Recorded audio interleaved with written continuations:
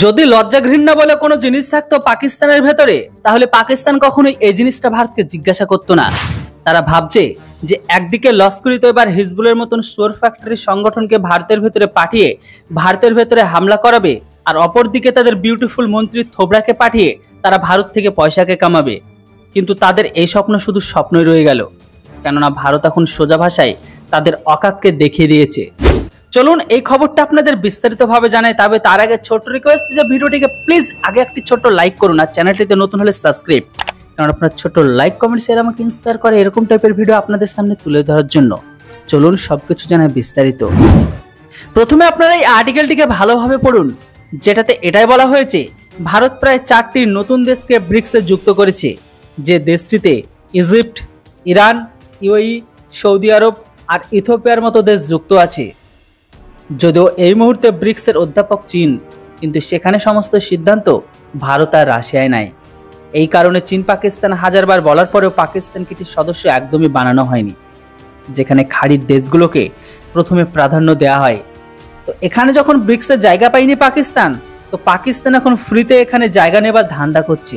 তারই উপর ভারতের বিদেশমন্ত্রী ভালোভাবে পাকিস্তান তাদের আব্বুর কথাকে মনে করে দিয়েছে।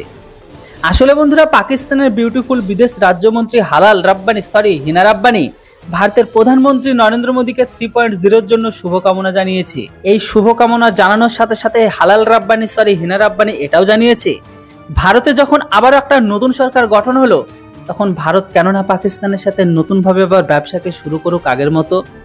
ভারত তো চীনের সাথে এতটা উত্তেজনা পরিস্থিতি থাকার পরেও ব্যবসাকে করছে, তাহলে এখন পাকিস্তানের সাথে সমস্যাটা কোথায়?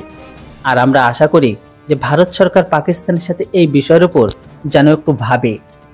পাকিস্তানের রাজ্যমন্ত্রী ভারতকে এই প্রশ্ন করার আগে রিয়াসি হামলার উপর একটু তাদের ভাবা উচিত ছিল।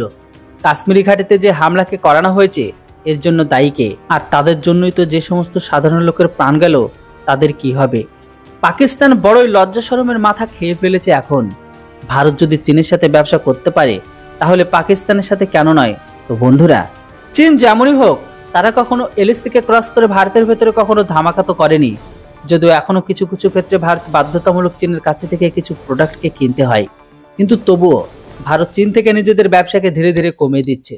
ভারতের বিদেশ মন্ত্রীর কথা অনুসারে পাকিস্তান সবার প্রথমে যেন নিজেকে শুধরায়। পাকিস্তান সেই কর্দমাক্ত গর্তে ডুব দিয়েছে যাদের গায়ে থেকে এখন জঙ্গিদের গন্ধ আসে।